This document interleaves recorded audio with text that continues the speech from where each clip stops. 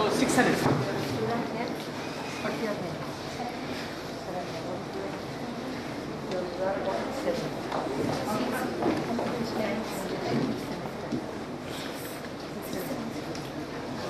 Others.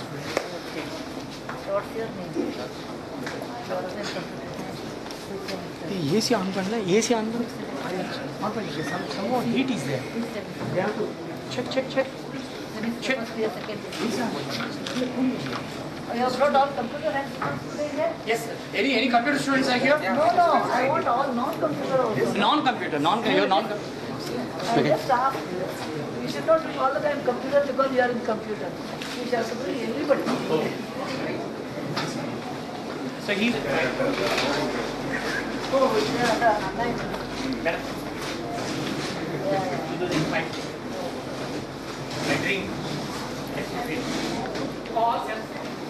I feel elated to welcome the dignitaries on the dais, my dear colleagues and dear students. As one among this giant VELTECH group of institutions, it's my privilege to welcome the man of the day, our chief guest, the leading entrepreneur of India, Mr.N.R.Narayana Murthy and Srimati Sudha Murthy. We have become highly privileged by having you here, sir and ma'am. It's my pleasure to welcome the leading academic professional couples, Colonel Professor Dr. Rangarajan and Srimati Sakundala Rangarajan. The day has become enlightened by having you with us. I feel myself great by welcoming the young dynamic philanthropic couples, Mrs. Rangarajan Mahalakshmi Kishore and Mr. Kishore Kumar. Today, I am one among with you. It's because of my neighboring college principals, Dr. Selvam, Principal of VELTECH High-Tech, Dr. K. Rajan, Principal of VELTECH Engineering College. Today we have gathered here for the inauguration of our Mother Teresa Auditorium. No man can make the world great except the exceptional. Such exceptional personality is our chief guest.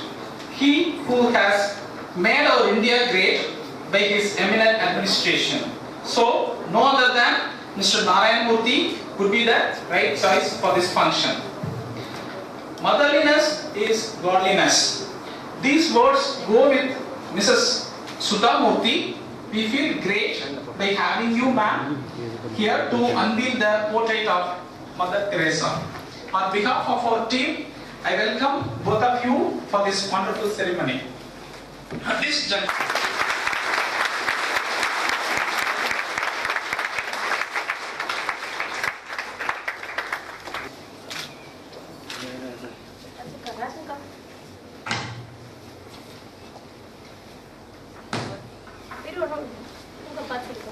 this much size that you want? Just No, I don't want that side. Okay. Just a JPEG, just a electronic digital photograph. Just this one. That's Oh, all. I'll do it. I'll do it. Sir.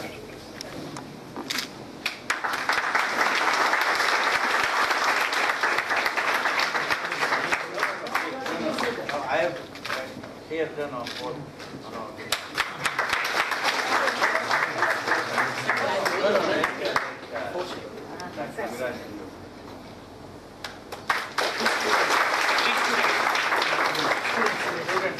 Come, students, friend, One come. girl and a boy.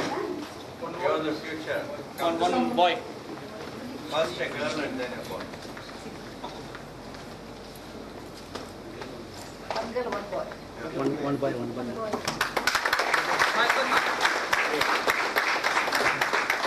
Wait.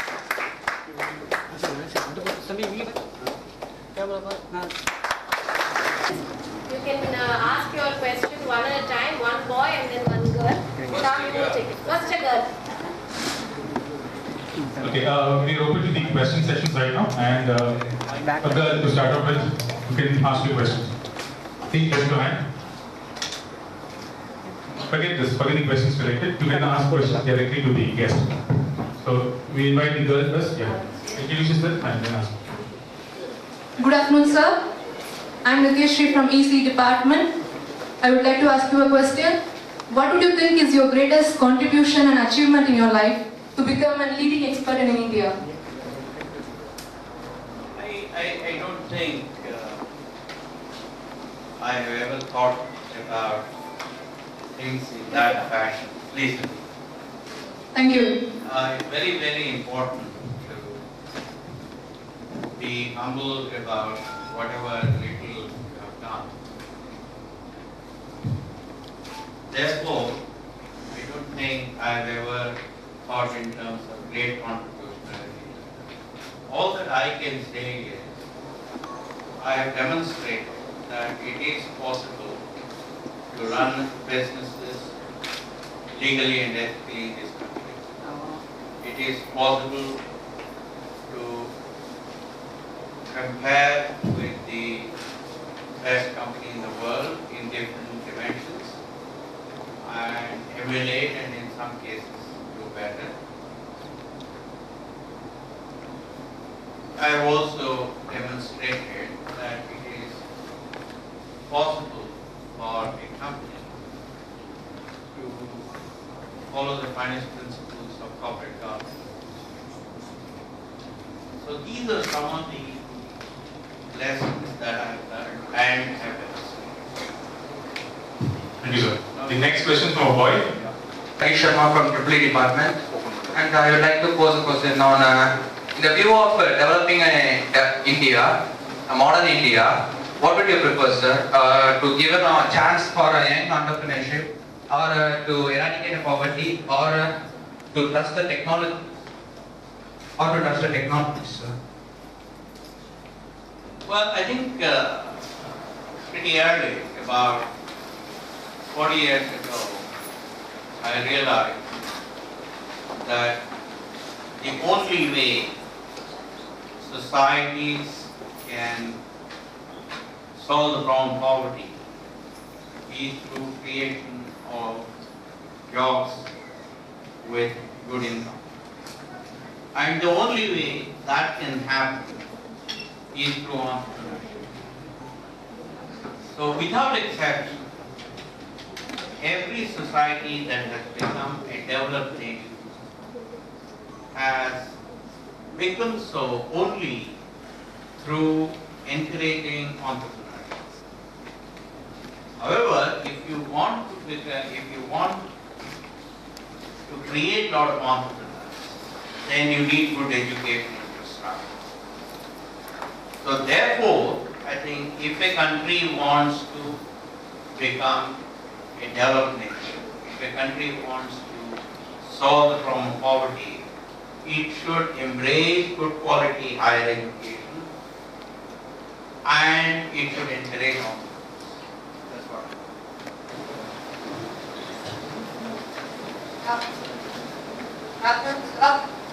I'm Murthy from EC department, and I'd like to ask a question. When compared to your days, now we can see that it's even more successful to start our own company. So I would request you to give any suggestions or tips on for those who are willing to start a company in this present difficult world. Well, it's not true that it is more difficult to start a company today compared to the 70s and 80s, because those days no bank would give you any loan.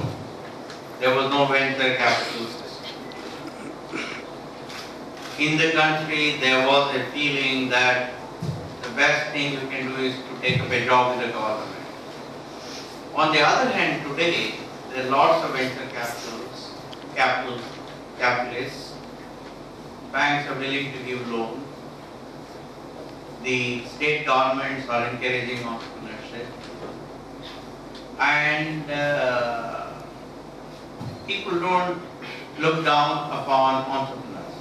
So therefore, it is in some way better today than what it was earlier. Having said that, if you want to succeed as an entrepreneur, you have to have an idea whose business value to the market, either companies or individuals, who make up the market, that business value must be expressible in a simple sentence. Not a compound sentence, not a complex sentence. No ifs, buts, nevertheless. In other words, the idea has to say, this idea will do what the existing products are doing cheaper, or this idea will reduce the cycle time more than the existing products. Or this idea will bring more comfort to people than the existing products. One. Second, the market must be ready to the idea. Unless the market is ready, I don't think the idea will succeed. Because at the end of the day, only when somebody is willing to pay you money and buy your product, then your product is worthwhile. Otherwise, the product has zero value. So therefore, the market must be ready. Third, you must bring together a team that has mutually exclusive and collectively exhaustive set of skills, expertise and experience. What that means is, you have to bring together people who understand technology, people who understand market, people who understand finance, people who understand human resources development, etc., etc. Fourth, entrepreneurship is all about deferred gratification. It means it is a lot of hard work and sacrifice today with the hope that tomorrow will be better. Tomorrow will bring a lot of fortune. So therefore, it requires these people to come together with mutually exclusive and collectively exhaustive skills, expertise and experience to have an enduring value system. I think if you satisfy these, then venture capitalists will give you money. This is what you need to have. Thank you so much, sir. Electrical engineering, AAA. My question is, can you please justify anti-nuclear power, and can you just give us some good comments over it? So it will be very useful for us, my friends. Well, I think if, first of all, nuclear power or generation of power through nuclear fuel does not enhance the carbon content in the atmosphere. Let's remember. That's very, very important. Second, there is a lot of nuclear material in the world. India does not have, but we are trying to do some work on getting certain forms of nuclear raw materials. There is a lot of nuclear materials in the world which can be used for power. Third,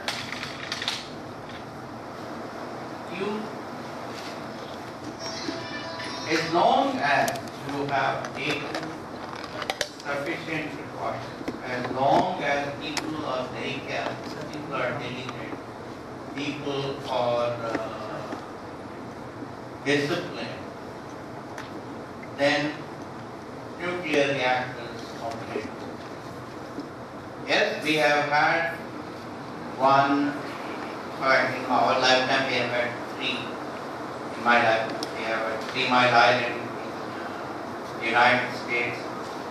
We have had Chernobyl in Russia. We have had the Japanese recently. But remember that this is a very small percentage. Number two, Chernobyl one was because they did not have proper safeguards. 3 Mile Island again was because of the operator's mistake. And Japanese thing also was one of those things. Compare this with the total number of nuclear power plants that exist in the world. And compare it with the kind of accidents that have taken place in thermal power plants. Nobody talks about it. Simply accept it. The number of people who die in thermal power plants. So therefore, as long as we are disciplined, as long as we follow every procedure very carefully, as long as extra careful, I don't think nuclear power is anything. In fact, you probably know that 80% of power in France is all nuclear. And they have not had any problems at all.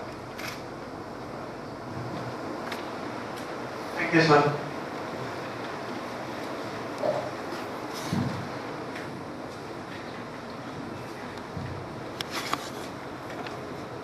Good afternoon, sir. I'm Shruti doing my 3rd year civil engineering at Vail High Tech. My question for you is, what one mistake you have witnessed in an engineer to commit frequently and how to correct it? Well, first of all, we recruit, till after we recruit 25,000 engineers. It's a lot. So, and we have recruited about 200,000 engineers so far. So we have some expertise, some experience. The biggest problem that our engineers have is they are not able to relate the theory that is taught in the class to the real world. I'll give you a very simple example. In 1966, much before you were born, a friend of mine, he was 1 year senior to me in engineering college, he finished his electrical engineering and he joined a company in Bombay as an electrical engineer. First day, his boss took him to the laboratory and said, Gopal, start the motor. And his hand was going down like this. Boss didn't understand. Gopal, why don't you start the motor? So again his hand was going down. Then Gopal said, Gopal, just press the start button. The reason why my friend's hand was going down like this was because those days, in our laboratory, in the engineering college, we had a very old form of star data starters. What that means is,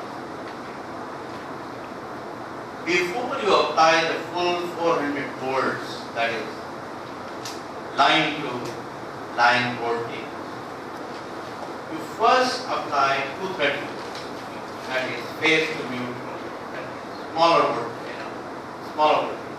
And after a few seconds, you apply the full 400 volts. So to do that, in the laboratory, we had a lever which would press it down, hold it for a few seconds, and then press it down. Now, this gentleman had not understood that the principle behind why we were doing it. That is, first we are applying phase to neutral, which is 230 volts, and then we were applying phase to phase, full 400.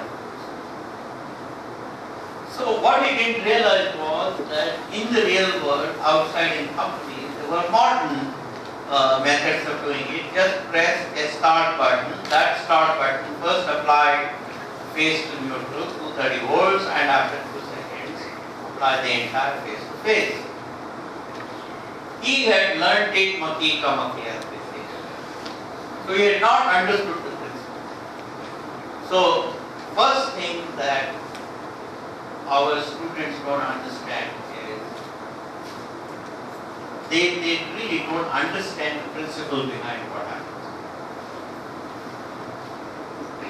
For example, one year we conducted an examination for the so-called computer science BTechs that come from various engineering colleges. We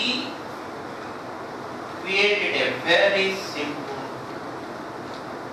test paper. Before we decided, we wanted to know what they had learned in the college. This was just 3 years ago. What percentage of students passed the exam? About 35%. What percentage do you think passed?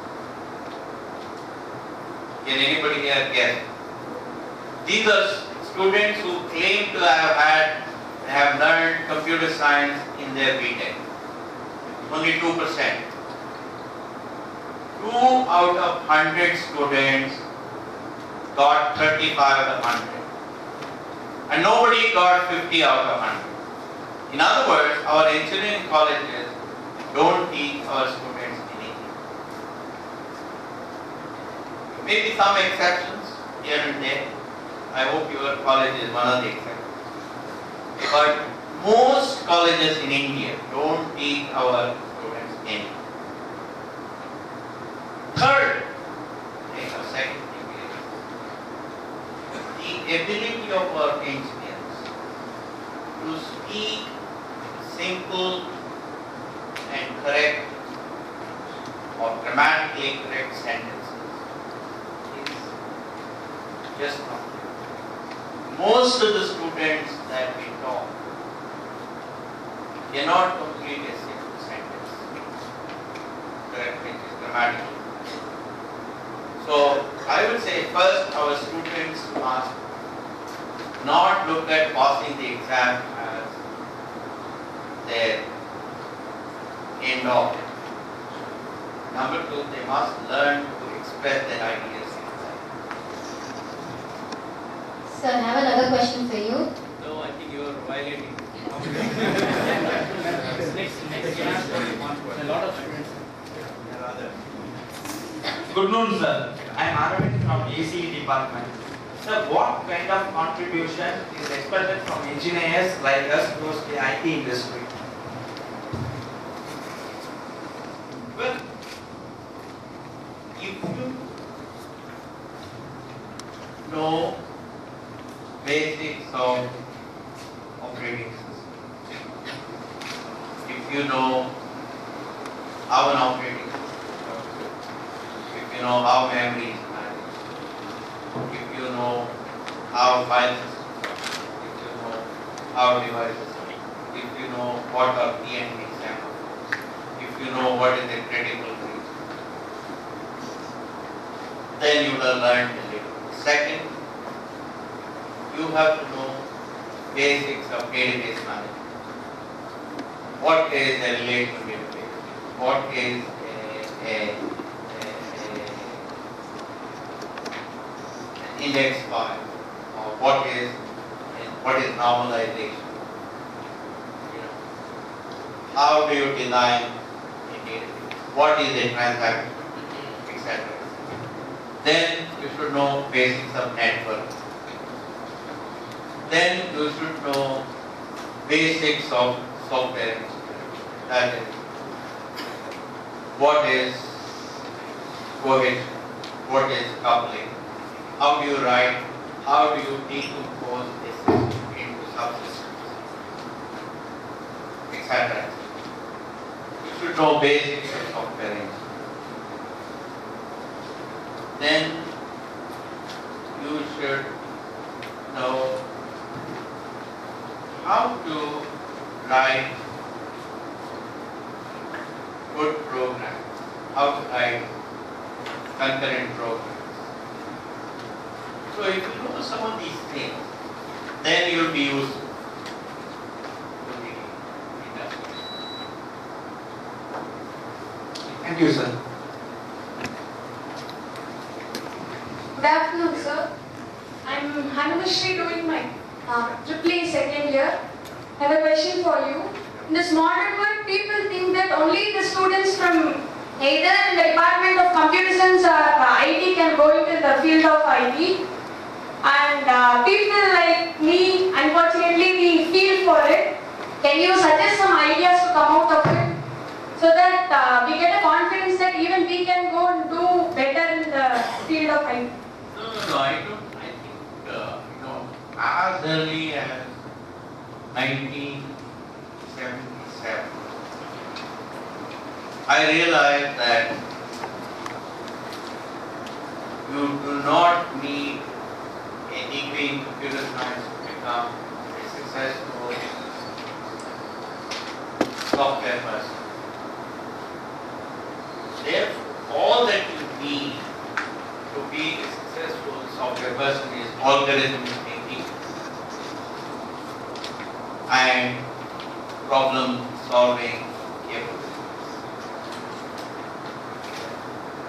Therefore, I started recruiting civil engineers, marine engineers, electrical engineers, mechanical engineers, etc. Today at Infosys, we don't find that the so-called computer science fellows know anything. Because I told you, remember we conducted the test, only 2 out of 100 got 35. These people all claim to have done computer science details.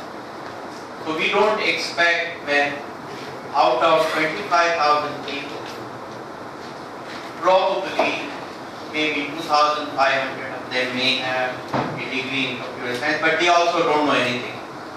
Only 1 or 2% of them would be able to pass our test. So rest of them, we look for basic learnability, that is the ability to extract generic inferences out of specific instances and using them in new unstructured situations. Second, we look for algorithmic thinking.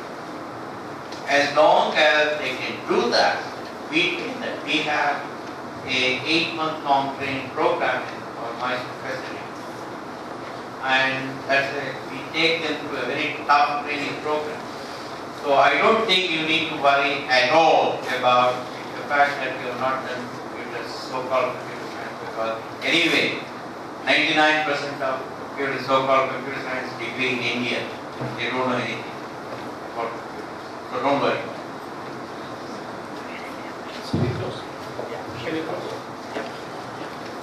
Thank you so much. So we'll move on to the next program.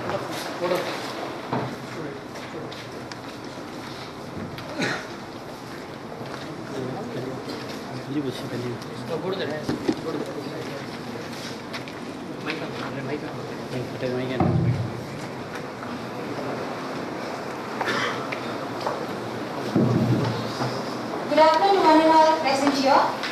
It's my privilege to have been asked to deliver a vote of thanks on this occasion.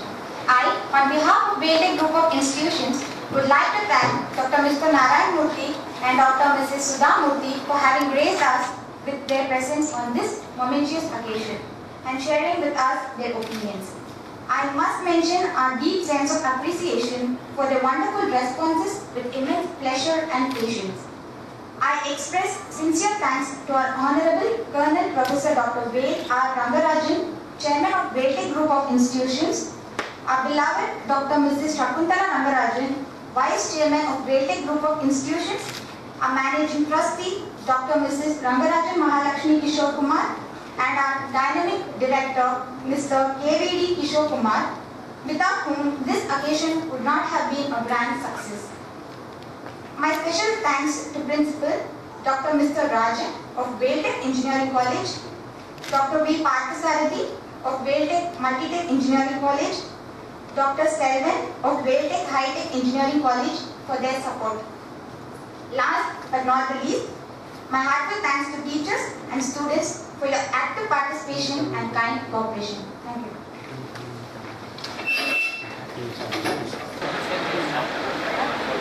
you.